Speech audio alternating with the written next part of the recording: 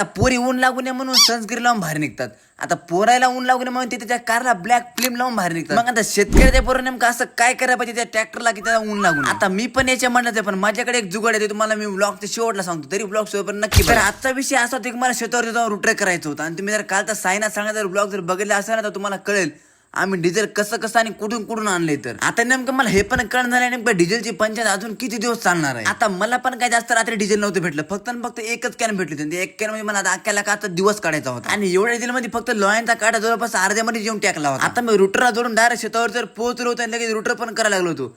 आता तुम्ही परत मसाले शेतावर रुटर केले तू परत कशाला करतोय. आता हे परत रुटर करायचा विषय असा आहे की मी रुटर केला तर पप्पानं परत या शेतावरती शेणखत टाकला होता. आता शेतावरती खत टाकला म्हणले वाऱ्याने इकडे तिकडे उडून जाऊन पहिले रुटर करून जमिनीच्या खाली खत घालून टाकला. मी तरी म्हणलं सकाळपासून दिवस चांगला चालला, काही ना काही अडचण कस काय नाही. फायनली अडचण आली. नाही असं होऊ शकणार नाही, एक दिवस पण असं अडचण नाही की माझ्या जीवनामध्ये काही ना काही अडचण आली नाही म्हणून. आता हे काय तेवढा मोठा विषय नव्हता, परंतु तेच ना काही ना काही झालं जीवनामध्ये. आता या जॉईंट क्रॉसचा नट मोडला होता. नट काय माझ्याकडे नव्हता, म्हणे क्वार्टर पिन टाकून साधं पुरतं काम धकवलं. आता ट्रॅक्टर वरती एवढा मोठा म्युझिक सिस्टम आहे तरी पण मी कानामध्ये हेडफोन लावून फिरतो का?